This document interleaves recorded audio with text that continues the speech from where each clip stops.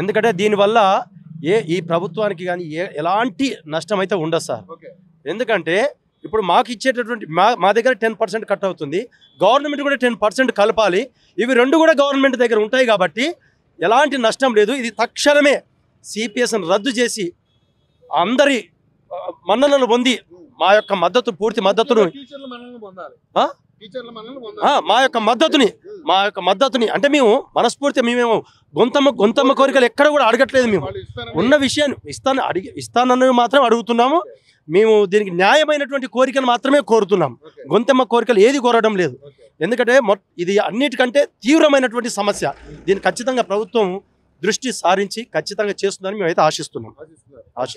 Madam మీరు చెప్పండి madam, నిజంగానే అంటే ఇప్పుడు ఉన్న సమస్యలు చాలా రాష్ట్రంలో చాలా ఉన్నాయి. ఎందుకంటే మనం ప్రతిసారి ఎన్నిసార్లు చర్చించుకున్న రాష్ట్రం ఆర్థిక ఇబ్బందులతో ఉంది. మేము అంటే సంపదను సృష్టించడానికి ప్రయత్నం చేస్తున్నాము, రూపాయి దాస్తున్నాము అని అంటున్నారు. కానీ ఎక్కడ సమస్యలు అక్కడే ఉన్నాయి, ఏది క్లియర్ కావట్లేదు. పథకాలు అలాగే ఉన్నాయి, మీ సమస్యలు కూడా అలాగే ఉన్నాయి. మరి ఏం చేద్దాం అనుకుంటున్నారు? రేవంత్ రెడ్డి గారికి, ముఖ్యమంత్రి గారికి ఫస్ట్ శుభాకాంక్షలు తెలియజేస్తున్నాం. ఎందుకంటే మాకు ప్రమోషన్స్ అనేది ఒక పెద్ద సమస్యగా ఉండే, ఆ సమస్యను కూడా తను తీర్చిండు. అంటే ఏదైనా కూడా అన్ని అంటే ఉద్యోగులకు అటువంటి ముందు మెయిన్ ప్రమోషన్స్ అనేది ఒక పెద్ద అంటే 20-25 ఏళ్ళ నుంచి ఉన్న వాళ్ళు ఉన్నారు కాబట్టి చాలా రోజుల నుంచి మనకి ప్రమోషన్స్ అనేది లేదు కాబట్టి ఎడ్యుకేషన్ కూడా తన దగ్గరే ఉంది కాబట్టి తను ఇవ్వగలిగిండు. అంటే మేము శుభ పరిమాణంగానే అనుకుంటున్నాం. ఇంకొకటి ఇది రేవంత్ రెడ్డి గారికి సమస్యలన్నీ కూడా ఎన్ని సమస్యలు ఉన్నా కూడా ఏ సమస్యను ఆ సమస్యను తీర్చుకుంటూ వస్తున్నారు కాబట్టి మా సమస్యను కూడా సిపిఎస్ తన మేనిఫెస్టోలో పెట్టాడు కాబట్టి ఖచ్చితంగా తన పైన మాకు పూర్తి విశ్వాసం ఉంది. తర్వాత ఇంత పెద్ద సంఘాన్ని ఇవాళ కూడా తను కూడా తెలుసుకుని ఉంటారు తను కూడా. ఎందుకంటే ఈ సంఘం ఏదనుకుంటే అది సాధిస్తుంది. అంటే ఒకే పాయింట్ మీద వచ్చింది ఈరోజు మాకు ఇప్పుడు మా ఫ్రెండ్స్ అంతా వాళ్ళు రాష్ట్రం మొత్తం 33 జిల్లాల నుంచి జస్ట్ అంటే మాకు కామారెడ్డిలో తర్వాత సూర్యాపేటలో మమ్మల్ని ఆపిండ్రంట మా బస్సెస్ కూడా.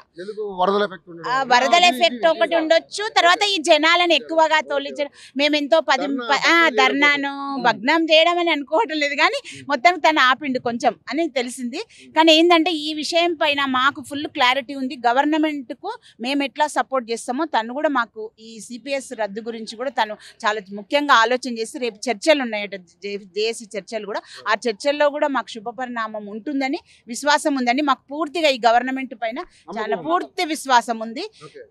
ఎందుకంటే మాకు 1వ తారీఖు జీతాలు మీరు అన్నట్టు 1st జీతాలు రావడం అనేది కూడా చాలా మేము కొన్ని రోజులు మాకు తెలంగాణ వస్తే మాకు ఇంకా ఏమేమో వస్తాయి అనుకుంటే 1వ తారీఖు జీతాలు ఇవ్వలేని పరిస్థితిలో తను చెప్పి తన మాట నిలుపుకున్నాడు. కాబట్టి ఇది కూడా మాకు ఈ మాట ఇచ్చిండు కాబట్టి ఖచ్చితంగా తన పైన పూర్తి విశ్వాసం ఉంది మాకు గవర్నమెంట్ తో. మీ అయితే గొంతమ్మ కోరికలు కాదు, న్యాయబద్ధమైనటువంటి కోరికలు. సో ఇది కంపల్సరీ త్వరలో తీర్చాలనేది మీరు కోరుకుంటున్నారు. ఓకే, సో చూస్తున్నారు కదండి పరిస్థితి.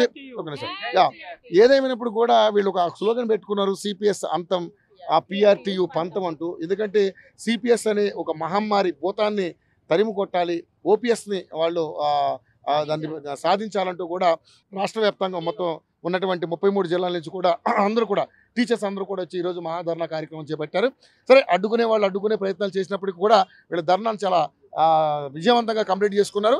ఏదేమైనప్పుడు కూడా గవర్నమెంట్ వీళ్ళకి ఇస్తున్నటువంటి ఏదైతే డిఏలు కావచ్చు, ఏదైతే వీళ్ళకి ఏదైతే పెన్షన్ల విషయంలో కూడా కావచ్చు, అదేవిధంగా హెల్త్ కార్డు, ముఖ్యంగా హెల్త్ కార్డు విషయంలో కావచ్చు, అన్నీ కూడా వీళ్ళందరికీ కూడా సకాలంలో వాళ్ళకి ఇవ్వాలని చెప్పేసి కోరుకుంటున్నారు. ప్రజాపాలన మీద మాకు నమ్మకం ఉంది. ఎందుకంటే ప్రమోషన్స్ మ్యాక్సిమం చేశారు కాబట్టి మా సమస్యలు కూడా ప్రభుత్వం తీరుస్తుందని కూడా వీళ్ళు ఆశాభావం అయితే వ్యక్తం చేస్తూ ఉన్నారు.